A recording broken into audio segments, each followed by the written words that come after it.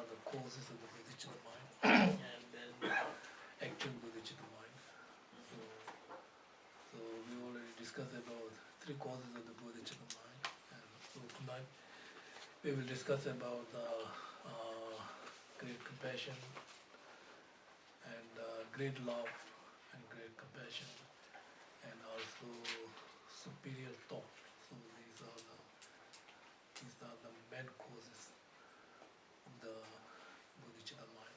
So first we need to develop great love, and then when we finish developing great love, then we will develop the great compassion, and on the basis of great love and great compassion, then we will develop the superior thought. So superior thought, and then spontaneously it will bring the bodhicitta mind. So great love and great compassion is not enough. Superior thought is kind of like taking responsibility to liberate, liberate being from the suffering. So now, first we will discuss about great love. So here, great love means that without distinguishing, for example, like usually we have certain level of love. We usually talk about ordinary perspective. I love this person. I don't like this person. I hate this person. We often ordinary perspective. We have certain level of love, but that love is not kind of. This kind of love is not talking about on the causes of bodhicitta mind. And the causes of bodhicitta mind is the love that without distinguishing, friend, enemy, stranger. So you're not looking from the ordinary perspective, but you are looking from the, how can I say, you are looking from the wisdom perspective. So you are looking from the reality perspective. Ordinary perspective then, because ordinary love is motivated by ignorance. So when they is motivated by ignorance, which obscure the reality, so then we distinguish, different, we distinguish friend, enemy, stranger, things like that. But the cause of the bodhicitta mind is not that kind of love. We are talking about seeing all the beings are, beautiful, no matter who you are, friend, enemy, stranger, seeing beautiful because looking from the wisdom perspective, not motivated by ignorance. So if we motivated by ignorance, then we develop certain level of love, but there's a limitation. But when you're looking from the wisdom perspective, then this kind of love is not limitation. It will go further and further, So because the fundamental, the basis of the love is very solid, stable, and valid, because base is reality. So base is wisdom, So therefore, this kind of love is difficult to develop, but we will start first start with your friends, and then we will with your strangers, and then eventually you will extend this love to your enemies and go like that, isn't? So looking from the wisdom perspective. So we have, generally speaking, three different feelings of the love, isn't it? Like, for example, like first that your love kind of wishing, I wish how wonderful if all beings possess happiness and lasting happiness. And then second feeling, may all these beings possess this kind of loving kindness. And third is, I will make sure those suffering beings can get this kind of loving kindness. So when you distinguish three different types of feeling, first is just wishing all beings, how wonderful if all beings have happiness, all the lasting happiness. And then the second is, I wish they have happiness. And then third is, I will make sure all these suffering beings have, possess and get the happiness. So this, you can see these three different kinds of loving kindness. Number one, number two, number three is much stronger, isn't it? So therefore, this kind of loving kindness is seeing all the beings, beautiful, and so this kind of loving kindness is the one cause of Bodhisattva mind. So what is the purpose of practicing this loving kindness, right? So Nagarjuna said, Indian great master, if you offer, whole universe with, all kinds of expensive things to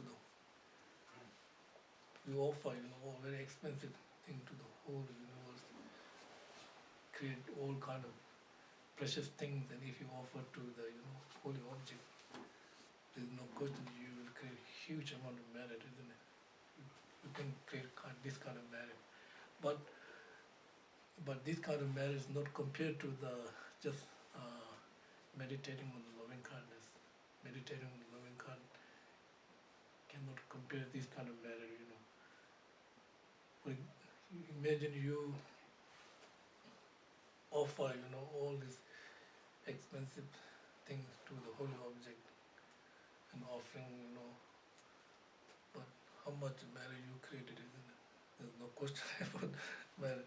But if you meditate on the loving kindness, one instant or 1 second or 1 minute, this kind of merit cannot compare to what you did this like. So this is what Nagarjuna said in his text. The amount of the merit created from feeling millions of the world with offering for the great beings cannot compare to that of the loving mind.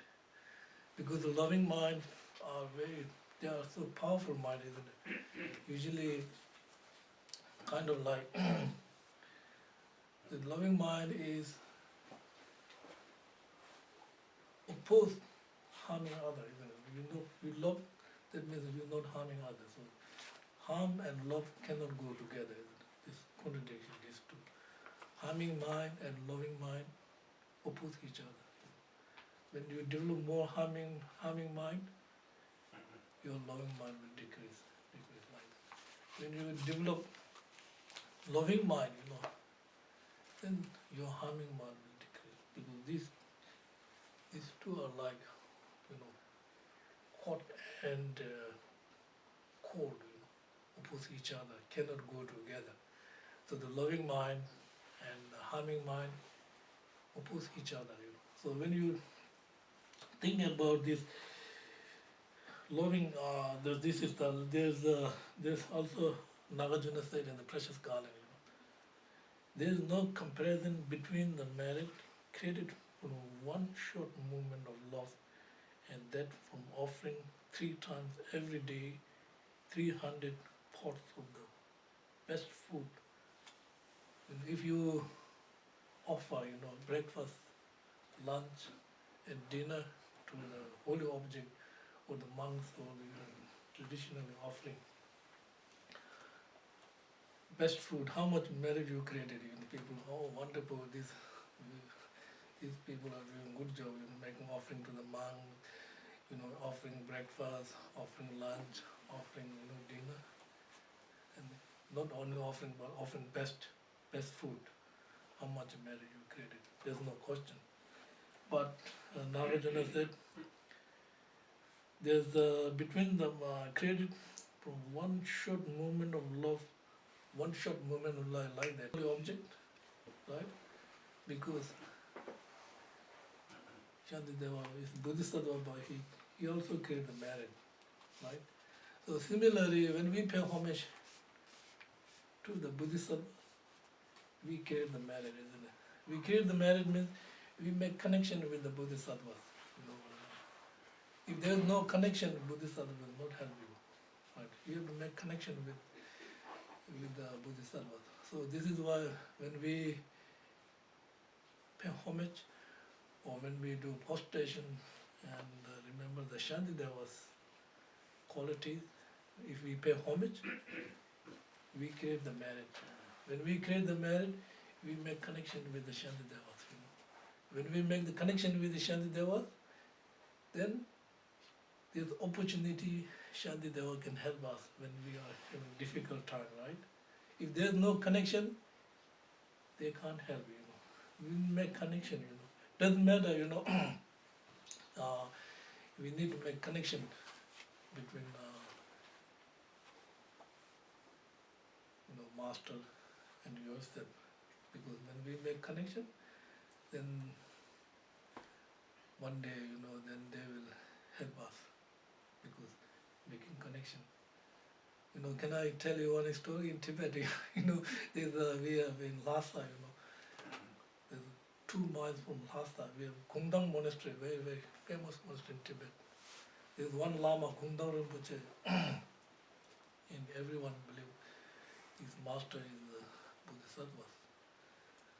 So one day, you know, there's near Kundang Monastery, there's a Tibetan nomad family live there. You know. There's one very old woman, you know. She's very cranky all the time, very selfish, very cranky. She never created good marriage, always doing bad things, negative. So Rinpoche tried to make connection with this old woman, you know, with the good connection, you know, with the positive connection, you know, many times. So, no matter how Rinpoche tried, failed, you know. And one thought, oh, well, maybe I should do something else, you know. So what happened is, he thought maybe I have to make bad connection with this old woman. bad connection. So one day, usually she's in the farm working, and Rinpoche went there and he did something, she didn't like it, you know. That time she didn't get angry. Usually she get angry very easy, very quickly, you know, but that time, you know, Rinpoche did something, but she didn't like it, but she didn't get angry that time. So he didn't make bad connection too, you know, so he can't help this old woman. So this is what we are talking about. You know. We need to make connection with the teachers, right? Connection with the Bodhisattvas. So when we do pay homage, and when we do prostration, remembering the kindness of the holy object, we make connection. If we didn't make connection, doesn't matter, Bodhisattva can't help us. You know, there's connection. We talk about connection, right? Oh, we often talk about, this teacher is very connected to me, right? In the West, many teachers coming in the West, right? There are many teachers coming from Tibetan teachers. So some people say, oh, when I went to this teacher, I feel very connected to this Rinpoche or this Lama, you know. So this is similar, you know, this is like that, you know, connection. So this is the Bodhicitta, you know. So loving kindness has power, you know, this kind of power, you know, loving kindness. Even if you do not achieve your goal by practicing loving kindness, you will get added benefit from the practicing loving kindness. In the Master Nagarjuna said, in the Precious Garland, right? Even if you do not attain liberation, there are 8 benefits from practicing loving kindness. Deities and men come to love you. They also will protect you. You will be happy and much physical pleasure. Poisons and weapons cannot harm you. Attain your goal without much effort and will be reborn in the Brahma Riham. Even you do not achieve your result, Bodhicitta mind, or your goal, but you will get a benefit. Deities and men are very happy, So that means when you do something, usually remember your contaminated pleasure, contaminated pleasure, okay. So contaminated pleasure means, for example, like when you get cold, right? You need warm, you go to the sun. You stay there maybe 10 minutes, 30 minutes, 1 hour, 2 hours, or too hot, I need cool weather. Come back to the cold, right? You stay there, come back 10 minutes, half an hour, 1 hour, you get cool, you feel you want to go to the sun again, something like that. So this kind of pleasure is contaminated pleasure. All samsara pleasure is this kind of nature, so suffering. So when we develop compassion, we are thinking about third level of suffering of pervasive, which means no matter who you are, if we are in the samsara, no matter who you are, up, high, low, rich, poor, doesn't matter, all are, dominated by this, created by karma and delusions. They are aggregates of body and mind are polluted by karma and delusions. When the aggregates of body and mind are polluted by karma and delusions, doesn't matter, nature is suffering, isn't it? So this kind of, so when you think about this, so compassion, this also looking, this compassion is looking from the kind of like stable foundation, not fluctuating, this kind of using wisdom to. So when we develop this compassion, so this compassion is kusut, bodhicitta mind. When we develop compassion, then we need to develop superior thought, isn't it? Superior thought is kind of like taking responsibility, not wishing, Superior thought is like if in your family you have difficult times, right?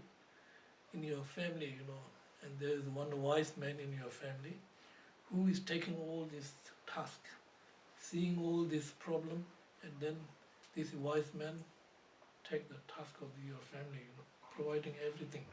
He's doing things.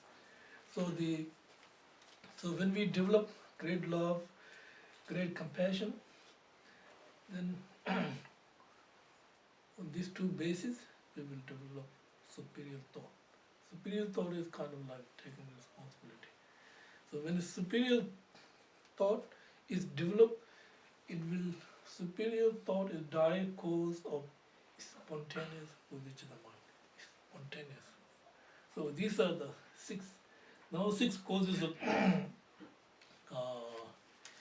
bodhicitta mind.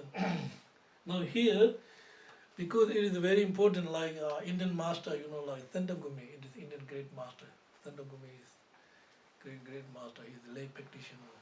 Like Tendagumi used to debate with Indian master Chantakirti. And he is very, very, very famous. We have his text there. We also have studied in the monastery all these Indian master texts. One Tendagumi. So he said in his text, right, he said, this is a very good example, what he said. From beginningless time, the field of the mind, has been soaked by the bitter water of the patience or the afflictive emotions.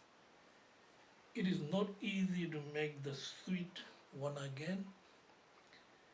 A few drops of good quality will not be enough to change this, bitter taste. So that means beginningless time of the field of the mind is mind, because the Buddhist perspective, you're beginningless, beginningless, endless, right? So there's the beginning of the negative mind, no beginning of the negative mind, but we can end the negative mind, isn't it? Negative mind nature of the mind is clear, advantages are temporary. Advantages are impure minds are temporary. Impure emotions are not nature in the mind. So therefore, we will end in impure mind, negative mind. So therefore, that means, so our mind is totally dominant by all this beta. Beta is like hatred, anger, jealousy, self-judging mind. All these minds are beta, beta, because all this mind make you pain, suffering, unhappiness, dissatisfaction. Beta, like test beta, right? So this mind beat up for many beginningless time, Not enough to practice little while. He's saying drop of water, you can't 1-2 drop, not enough to change this bitter sweet, bitter taste. So what you have to do is 1 drop, 2 drop, 10 drop, 100 drop. Eventually you change this bitter to the sweet. So similarly, we can't change our mind like that, of course, because we need to do meditation. So one meditation is not enough, isn't it? So we have to do it constantly. Doesn't matter, whatever you do, but you will do every day, every week, every month. Eventually, just like you put the drop, 10 drop, 20 drop, 30 drop. Gradually, you change this bitter, taste to the sweet. So similarly, so this is the how great Indian monk. And so it's spontaneous Bodhisattva mind is Bodhisattva mind. Now here in the text we will go to the root text, right? Root text. In brief, the awakening mind should be understood to be of two types. The mind that aspires to awaken and the mind that ventures to do so. There are two. So now this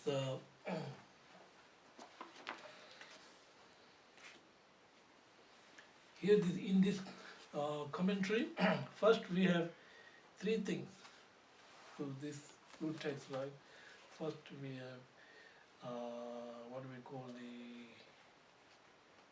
from the viewpoint of entity, there are 2 categories of the Bodhisattva mind, right? Wishing Bodhisattva mind and venturing or engaging Bodhisattva mind, right? And examples of the Bodhisattva mind. And then third is the benefit of wishing and ventured Bodhisattva mind. Okay, so first, from the viewpoint of the entity, there are 2 categories of the Bodhisattva mind: wishing Bodhisattva mind and venturing Bodhisattva mind. And then examples of the Bodhisattva mind, and then wishing Bodhisattva mind and venturing Bodhisattva mind, and the benefit of these 2 types of Bodhisattva. Three. So Bodhisattva mind is primarily man mind. Man mind, right? Man mind is just like king, right? And there are 2 expressions are just like very close minister working with king. Expressions to oneself and expressions to others. So expressions are not man mind, okay? Expressions are matter factor. Man mind is just like king. And these expressions for oneself and expressions of others are 2 very close ministers working with the king, right?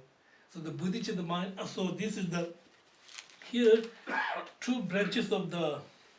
Remember 2 branches. Remember, others benefit expression like 2 branches of the expressions. Other benefit expressions and expressions that focus on the benefit of others, isn't it? So here,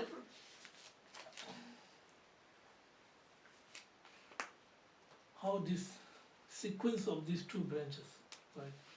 Two branches. So aspirations that focus on other benefit arise before the aspirations that focus on one's own enlightenment, right? And then aspirations that concomitant with the Bodhicitta, in the continuity of all sentient beings of the complete enlightenment, in that it aspires to complete enlightened, that it realizes complete enlightenment. So aspirations are sequence, 2S, right? Sequence of the two branches, right? So that means aspirations that focus on the other's benefit, aspiration for other, arise before the aspirations that focus on one's own enlightenment. Remember, aspirations of others and aspirations of oneself. And then aspiration that is concomitant, this is two aspirations, mental factor, right? Like two close ministers working with the king. You know what I mean? Man mind is like king, and mental factors are like two ministers working with this close working with the king. So that the aspiration that concomitant with the bodhicitta in the continuous sentient being in complete enlightenment, in that it aspires to complete enlightenment. So two aspirations. Do you understand what I'm saying? Sequence of the two branches. Aspirations that focus on others, aspirations for others, arises before the aspiration that focus on one's own enlightenment. It makes sense, right? Because you want to achieve enlightenment, you have to work for others, right? Without working for others, you will not achieve enlightenment. Aspire to, right? And then the aspiration that is concomitant with the bodhicitta, isn't it? In the continuous sentient beings, in complete enlightenment. So so the bodhicitta mind and these two are, remember, different aspects of the definition, isn't it? So what we have 6 qualities like this. Very special, man, mind, mental consciousness. It is entryway to the mind path. It is concomitant with its assistant aspirations. It is assistant aspiration focus on complete enlightenment. That is bodhicitta mind, right? Different aspect. Very special. Bodhicitta is very special. Bodhicitta is man mind. Bodhicitta is mental consciousness. Bodhicitta is gateway to enter the mind path. It is concomitant with its assistant aspirations for oneself and aspirations for others. It is assistant aspiration focus on complete enlightenment. 6. Do you understand what I'm saying? You got it? You got it? So this is the bodhicitta, Bodhicitta is not easy, very big topic. Usually in the monastery, this subject we have to study full-time 6 months. Buddhist, just for bodhicitta text. This is including ornament of clear realization. So it's the ornament of clear realization is the main text. And the commentary written by the Indian master, as well as written by the Tibetan master, Lama Tsongkhapa. And we have different colleges in Serije College, philosophy writer is different masters. Serime College, philosophy writer is